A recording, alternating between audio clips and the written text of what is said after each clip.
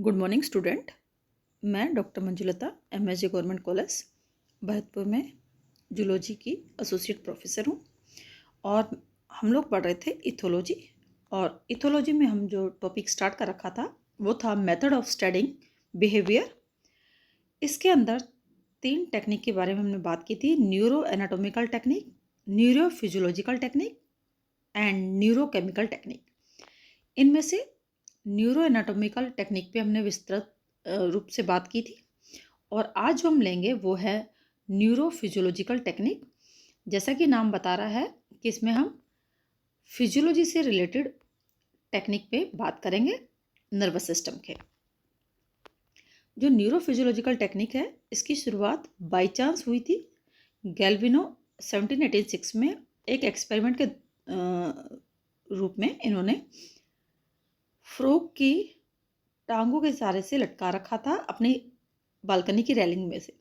और जब फ्रॉग की जो लेग है वो रेलिंग के मेटल से टकराती थी तो उनमें एक वाइब्रेशन होती थी। और ये जो वाइब्रेशन थी, गैल्विनो ने इसको अंडरस्टैंड किया कि ये मसल कॉन्ट्रैक्शन की वजह से होती है। जब इन्होंने अपना ये एक्सपेरिमेंट कंटिन्यू रखा तो देखा कि ये मसल कॉन्ट्रैक्शन की वजह से नहीं बल्कि नर्वस टिश्यू के मैसेज को वेव्स के रूप में बहने की वजह से होती है। और इस तरह से इन्होंने इलेक्ट्रोफिजियोलॉजी की नींव डाली और यही हमारी न्यूरोफिजियोलॉजिकल टेक्निक की नींव रही। तो इलेक्ट्रोफिजियोलॉजी जो टर्म है वो कोइंसिडेंटली आया। और इसके बाद एडवर्ड हिर्जिग हैं, इनने एक कोमा पेशेंट को ब्रेन में इलेक्ट्रिक शॉक लगाया और देखा कि उन्होंने अपनी आंखें खोल दी।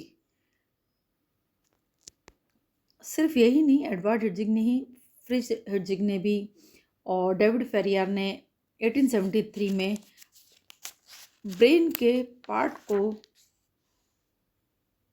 एक सेरेब्रल कॉर्टेक्स के एक पर्टिकुलर पार्ट में इलेक्ट्रिक करंट प्रभावित करने से उनको स्टिमुलेट किया। और वो जो स्टिमुलेशन था उससे एक खास मस्कुलर एक्टिविटी देखी गई और उस एक्टिविटी को जो रिकॉर्ड किया गया, इस तरह से ब्रेन के कोर्टेक्स पार्ट के डिफरेंट पार्ट को डिफरेंट साइंटिस्ट ने डिफरेंट एनिमल्स पे कार्य किया और उस पार्ट को नोटिस किया कि किस पार्ट को स्टिमुलेशन करने से, कोर्टेक्स के किस पार्ट को स्टिमुलेशन करने से कौन सी मसल्स में जो है एक्टिविटी होती है या कौन सा बॉडी पार्ट जो है वो बिहेव करने लगता है, इसको रिकॉर्ड किया गया। और इस रिकॉर्डिंग से एक कोर्टेक्स का नक्शा तैयार किया गया, जिसमें से कुछ एग्जांपल हम ले लेते हैं।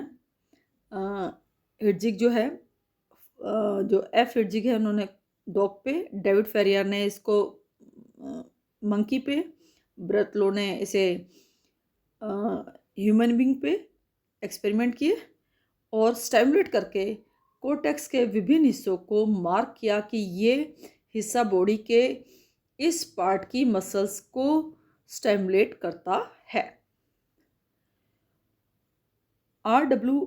हेस जो है 1931 में, इन्होंने मस्तिष्क की संरचना व व्यवहार को, इंटरलेशन को जानने के लिए मस्तिष्क का विद्युत उद्दीपन से या स्टिमुलेशन से बिल्लियों पे प्रयोग किया और उनको डायग्रामेटिक तरीके से रिप्रेजेंट किया। इस टेक्निक में ये देख रहे हैं आप, ये फ्रॉग की है, उन्होंने बिल्ली पे किया था और इन्होंने इस तकनीक में जंतु को बेहोश करके सिर की त्वचा को काटा। आप देख रहे हैं सिर के ऊपर ये इलेक्ट्रोड लगे हुए हैं और ड्यूरामीटर को हटाकर मस्तिष्क में 2 इलेक्ट्रोड, जिनकी टिप्स बहुत पैनी थी, और सिर्फ टिप्स पे ही इलेक्ट्रिक करंट पास होता था, बाकी पूरे टिप के अलावा सबको इंसुलेटेड कर दिया था। मीन्स वहाँ से कोई भी करंट पास नहीं हो सकता था। जिस पर्टिकुलर पोर्शन में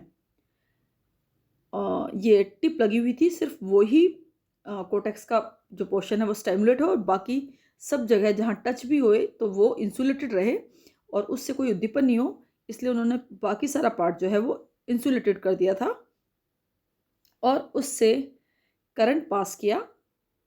और आप देख सकते हैं इसमें से बाहर जो पीछे है वो कनेक्टर लगे हुए हैं, ये स्टिमुलेटर लगा हुआ है जो स्टिमुलेट करता है, और जो कनेक्टर है उस पर रिकॉर्डिंग की गई कौन सा पोर्शन पे स्टिमुलेशन हुआ।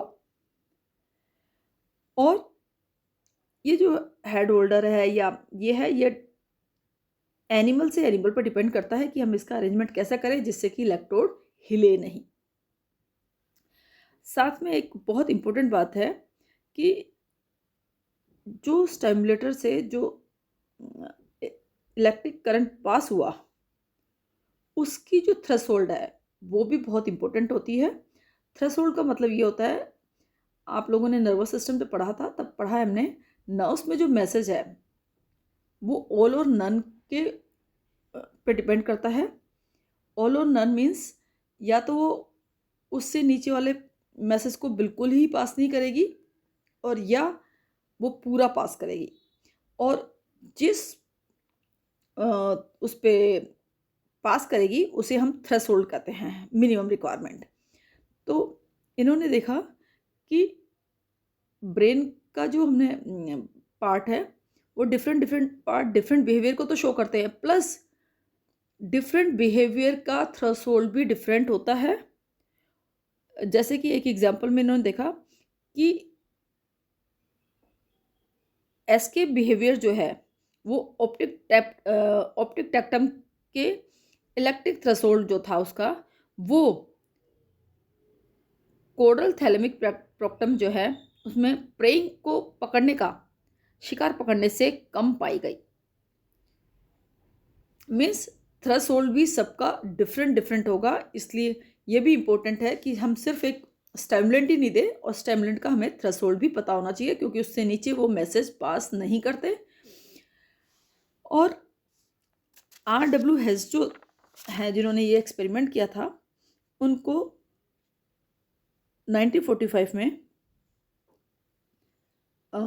नोबेल प्राइज़ दिया गया। अच्छा, इसमें जो है जो भी इन्होंने डिफरेंट पार्ट पे यूज़ किया गया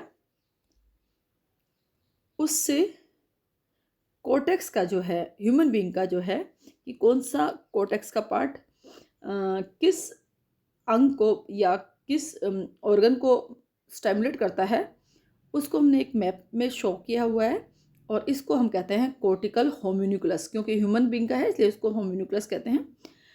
आप याद भी कर सकते हैं इसको बहुत अच्छी तरह से। अगर आप देखेंगे तो यहाँ से देखिए, आप जेनिटलिस को छोड़े तो पहले जो है वो फुट से लेकर शोल्डर तक आएगा, और हेड, नेक, टंग, शोल्डर, और शोल्डर से पूरा हैंड आएगा, हैंड से आपके फिंगर्स और आएंगे थंब तक, थंब के बाद पूरा eye, nose, face, upper lip, lips, lower lip, teeth, gums and jaw आएगा, और उसके बाद आपका डाइजेस्टिव सिस्टम आएगा, टंग, फेरियंग्स, इंट्राएब्डोमिनल और एनस। ये जो पूरा है इस पूरे को कोर्टेक्स का वो पार्ट है जहाँ जहाँ पे अगर स्टिमुलेट करेंगे तो उसका कौन सा पार्ट जो है वो बिहेव करेगा उसको शो कर रखा है। इसको हम कहते हैं टैक्सिक एटलस। क्या कहते हैं हम? टैक्सिक एटलस। और इसी जो है पे बेस आज हम जो यूज़ करते हैं वो है इलेक्ट्रोएन्सेफलोग्राम। EEG आप लोगों ने बहुत सुना होगा कि सब उसने ब्रेन की EEG करवाई है, तो ये हमारी EEG का बेस बना। इसको हम इस तरह से भी रिप्रेजेंट कर सकते हैं। ये मोटर कॉर्टेक्स है, राइट हेमिस्फीयर पे है, और अगर लेफ्ट हेमिस्फीयर होता है उसे हम कहते हैं सेंसरी कॉर्टेक्स। तो ये रिप्रेजेंट करने के तरीके हैं, आप किसी भी तरीके से रिप्रेजेंट कर सकते हैं। अगर हम इसी टेक्निक को बात करते हैं तो इसके दो पार्ट हैं जिससे हम इस इलेक्ट्रिक वेव्स से किसी भी बिहेवियर को चेक कर सकते हैं।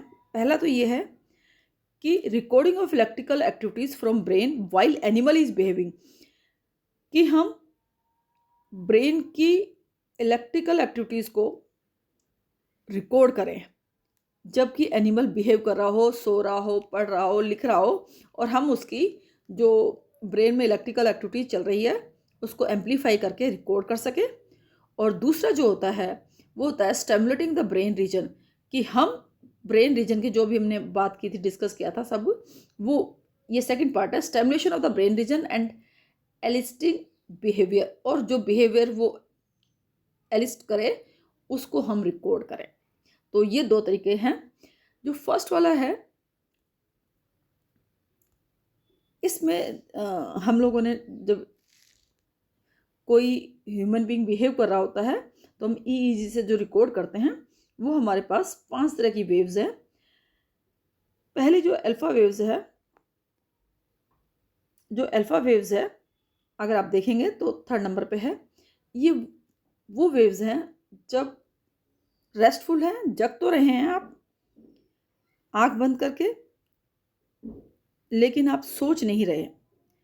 इस वक्त जो भी वेव्स आती हैं वो व्यक्ति के पैराइटल और ऑक्सीपिटल लोब से आती हैं, और इसकी जो रेंज होती है वो 10 to 12 हर्ट्ज तक होती है। सेकंड, ध्यान रखिए इसमें ब्रेन जगा हुआ तो है बट अनऑक्यूपाइड है, मीन्स कोई कार्य नहीं कर रहा। सेकंड अगर हम देखते हैं तो बीटा वेव्स है, ये बिजी और एक्टिव माइंड को है, और इसमें जो वेव्स आती हैं वो फ्रंटल लोब से आती हैं। किससे आती है? फ्रंटल लोब से आती हैं। और इसमें क्या कहते हैं, जो सेंसरी है, मीन्स आप कहीं ना कहीं से आपके सेंसेस वर्क कर रहे हैं और आप उस पर सोच रहे हो। ये आपके रूटीन कार्य में भी आती हैं और सबसे ज़्यादा इसकी वो फ्रीक्वेंसी होती है। थर्ड है गामा। ये जो गामा वेव्स हैं ये तब आती हैं जबकि आप कुछ भी मतलब अप्रिय होता है या प्रॉब्लम सॉल्विंग होती है या अप्रिय घटना घटित होती है। अप्रिय का मतलब जो आपको पसंद नहीं हो, इसमें कुछ भी हो सकती है, इसीलिए हम इसको प्रॉब्लम सॉल्विंग, कंसंट्रेशन, इन सब में गामा रेज निकलती हैं। सबसे ज़्यादा फ्रीक्वेंसी इसकी होगी। थीटा जो हैं वो तब आती हैं जब हम ड्राउजीनेस में होते हैं, मीन्स या हॉल्यूसिनेशन में होते हैं, और या हम मेडिटेशन में भी कह सकते हैं, उसमें होते हैं, तब हमारी थीटा रेज निकलती है, इनकी फ्रीक्वेंसी कम होती है। डेल्टा रेज तब निकलती हैं जब हम बिल्कुल डीप स्लीप में होते हैं या फिर हम ड्रीमिंग करते हैं, मीन्स सपने देखते हैं। इन सबको इस तरह से भी दिखाया गया है, आप किसी तरह भी देख सकते हैं। बीटा देखिए अलर्ट वर्किंग। अल्फा हमने बताया था आप जगे तो होते हो लेकिन अनऑक्यूपाइड होते हैं, रिलैक्स्ड होते हो। और थीटा जब होता है जब ड्रोजिंग होती हैं या आइडलिंग होती हैं। और डेल्टा जब है जब आप ड्रीमलेस या डीप स्लीप में होते हैं। इसको हम इस तरह से भी रिप्रेजेंट कर सकते हैं। अब जो हमने पहले मेथड बताए उसके बाद बहुत सारे एक्सपेरिमेंट कंटिन्यूशन में अब भी चल रहे हैं। एक जो एक्सपेरिमेंट फिलन ने किया था, उन्होंने कबूतर में शिकार पकड़ने के लिए, प्रे कैचिंग के लिए किया था, और डाइनसेफ्लोन में उसको स्टिमुलेट किया था। तो उन्होंने प्रे कैचिंग को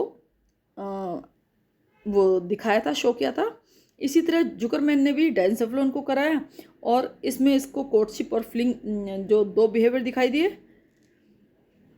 जबकि होल्स और वोन सेंट पोल ने फाइटिंग पोस्चर जो है उसके लिए किया।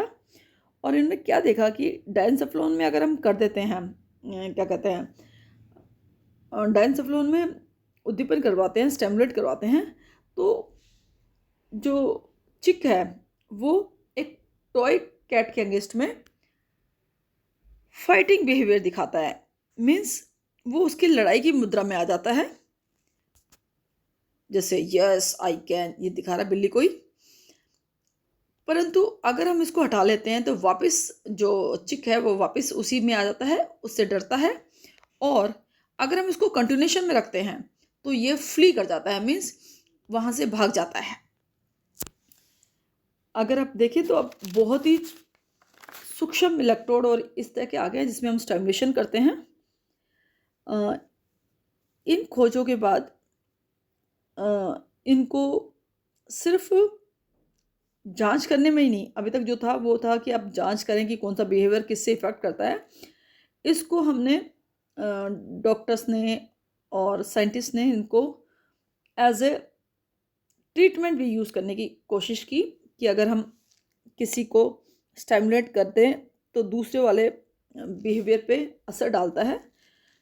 क्योंकि अगर हम मस्तिष्क के दो पार्ट लेते हैं, एक्स और वाई, तो एक एक्स को स्टिमुलेट करने से रिजल्ट डिफरेंट आता है, वाई को करने से डिफरेंट आता है। और एक्स प्लस वाई का रिजल्ट किसी भी फॉर्म में हो सकता है, या तो एक्स प्लस वाई 0 हो सकते हैं कि एक दूसरे को काट दें और कोई रिजल्ट हमें दिखाई नहीं दे, या एक्स प्लस वाई डबल हो सकते हैं, या एक्स और वाई ऐसे हो सकते हैं कि एक्स का भी आधा दिखाए और वाई का भी आधा दिखाए, या एक्स और वाई दोनों मिलकर किसी जड़ बिहेवियर को दिखा सकते हैं।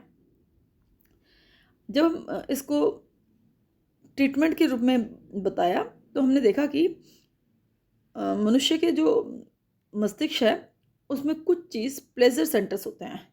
मीन्स कि बिना वो काम किए भी आनंद की अनुभूति होती है।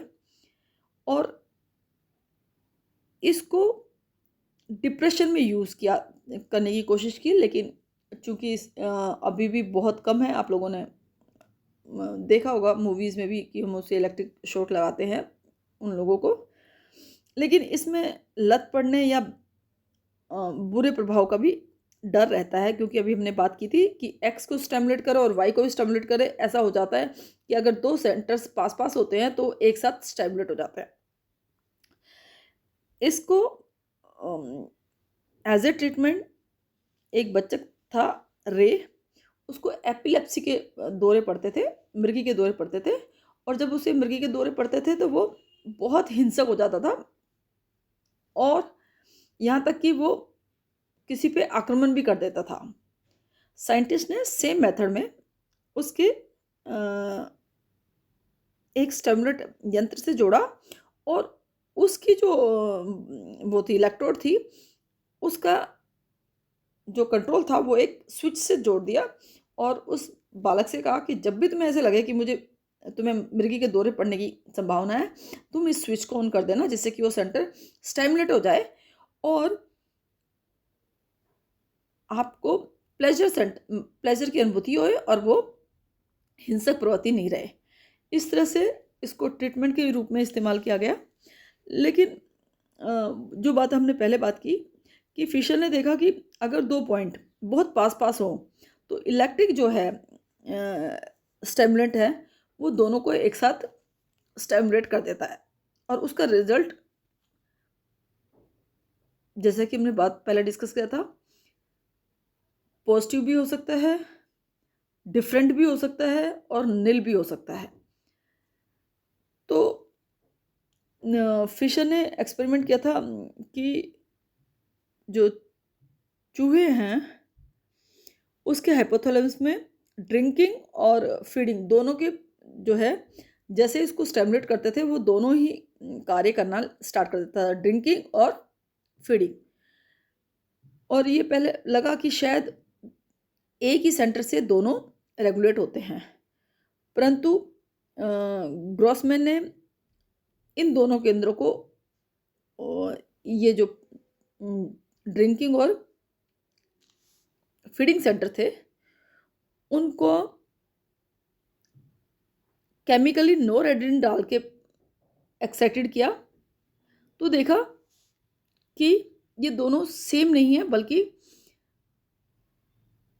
अलग अलग हैं और बिल्कुल पास में हैं। इसलिए जब हम